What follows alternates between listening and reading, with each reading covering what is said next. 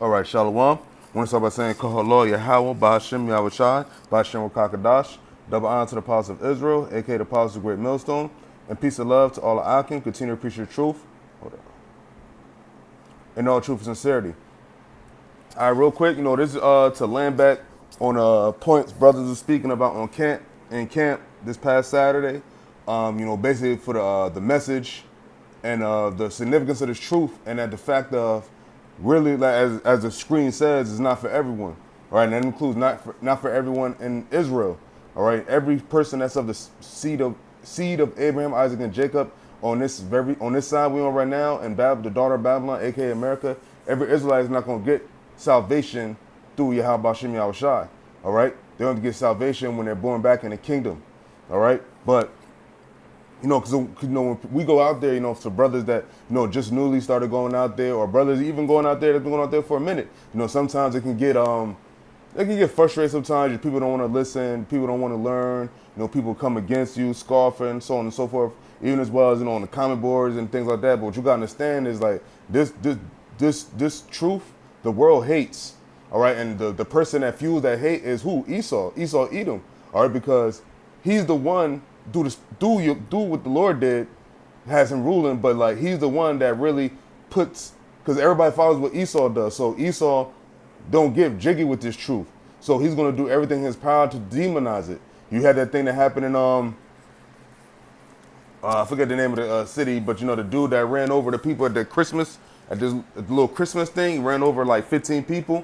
They said he basically was connected, or he was affiliated with Hebrew Israelite doctrine.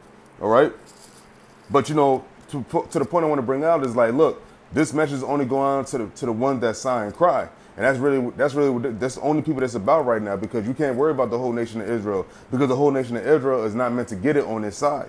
All right, because we're in a time where the Lord is going to separate the elite Israelites from the low tier Israelites. All right, because you got your friends, family members, acquaintances, and all that, and just any random Jake to you. They don't. Nobody wants to hear this truth, man, because this goes against everything this world says is good. That's why it says what? Most of them that call good evil and evil good, because that's what this world does. They call evil good. They welcome everything that the Lord said is an abomination.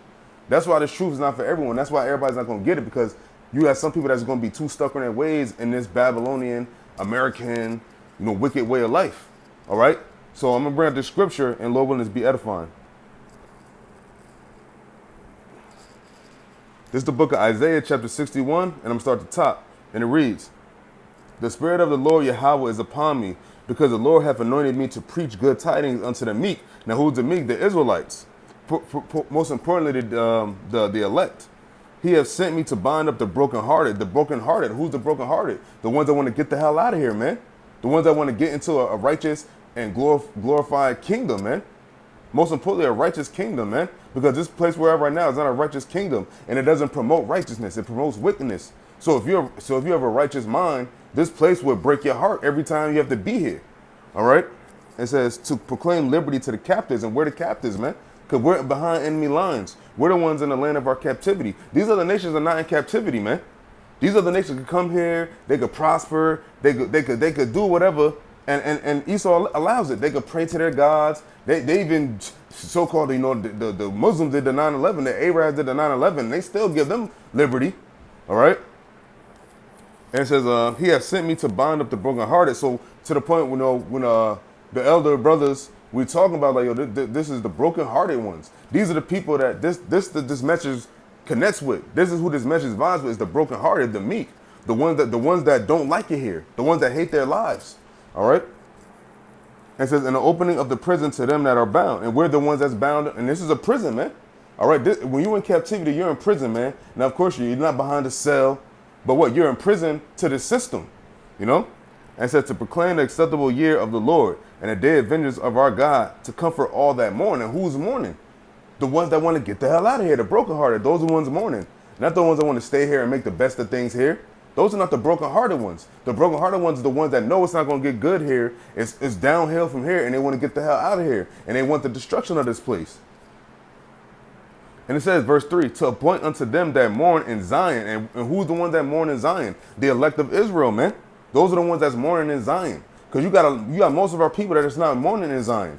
They don't even think they're Zion. They don't want to believe they're Israelites. They want to stay here in this American life, and they want to make the best of things here. And that ain't gonna fly with the Lord, man. All right, that's why this message is not for everyone. That's the majority of our people. They want to make the best of it here. All right, and it says, and they don't see nothing else besides here.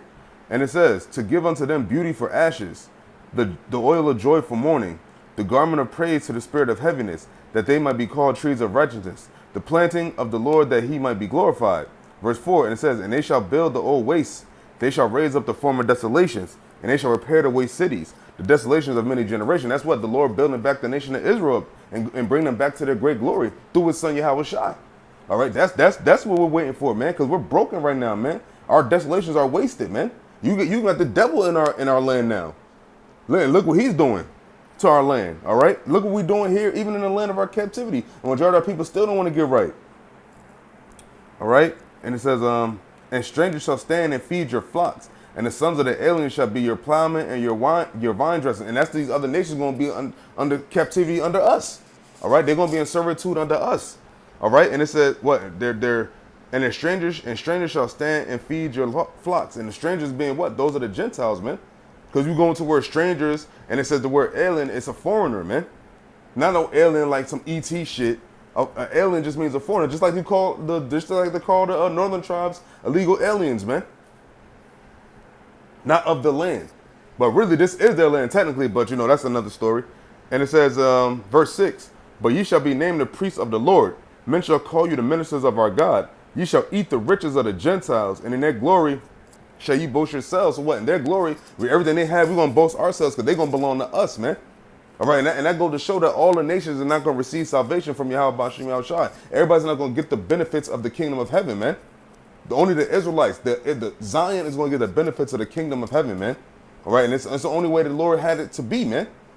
You should be thankful you from the blood of the line, and most importantly, to hope you're part of the elect of Israel, because those are the ones that's going to get first dibs on the kingdom, man, and the kingdom. And it says, for your shame ye shall have double. And for confusion they shall rejoice in their portion. Therefore in their land they shall possess the double. Everlasting joy shall be unto them. So what? For all of what we're going through right now, the double, it's going to be double in the kingdom, man. But in righteousness side, we're going to have double the happiness, double the portion of these gents of everything, man.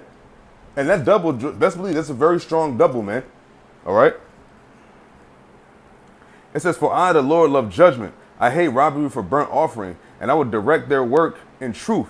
And I will make an everlasting covenant with them. And that's who? The Israelites, man. All right? So no matter how you slice it, it's for the Israelites. This covenant that the Lord made with Israel. Matter of fact, I'm going to come back to that.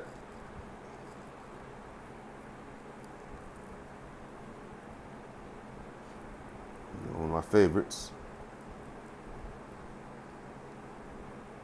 This is the book of Hebrews, just in case, people get that Old Testament feeling in them, like, oh, that's the Old Testament. Well, let's go into the New Testament, the book of Hebrews, chapter 8. And I'm going to start at,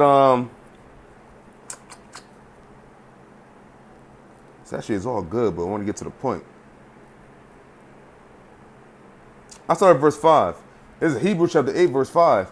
Who serve unto the example and shadow of heavenly things, as Moses was admonished of Yahweh when he was about to make the tabernacle. For saith he, that thou make all things according to the pattern showed to thee in the mount.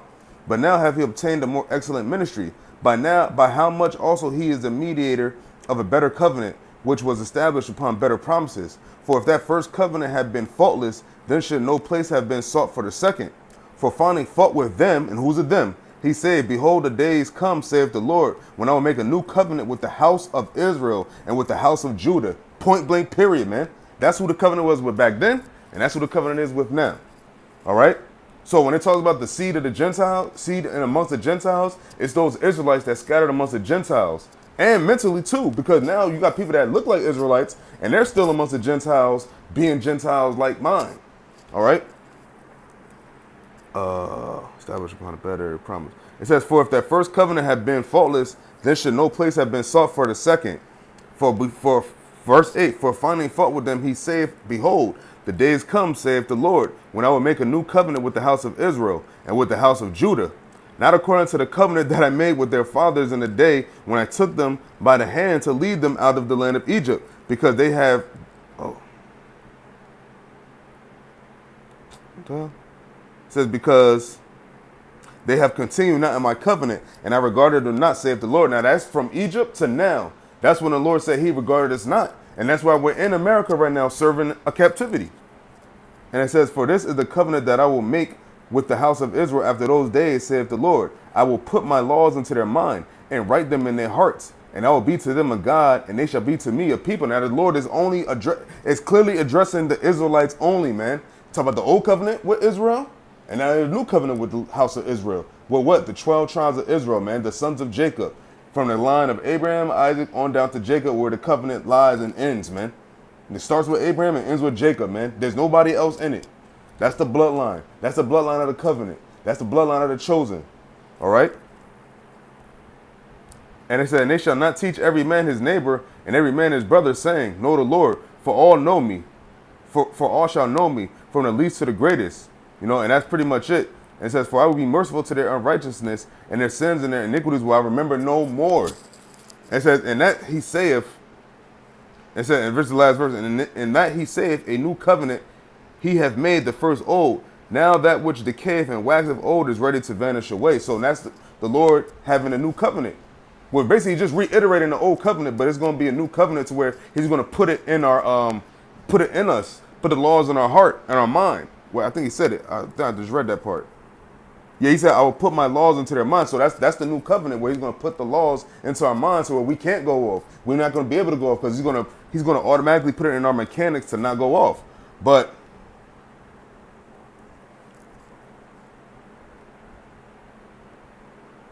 going back to Isaiah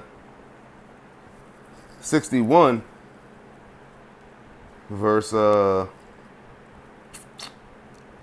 to read verse 8 again. It says, for I, the Lord, love judgment. I hate robbery for burnt offering, and I will direct their work in truth, and I will make an everlasting covenant with them. And their seed shall be known among the Gentiles, and their offspring among the people. All that see them shall acknowledge them. They are the blessed seed which the Lord hath blessed. Where the blessed seed? The blessed seed of who? Jacob. That's the seed. That's the blessed seed. You can't get around it, man. That's the Lord's order. That's his program.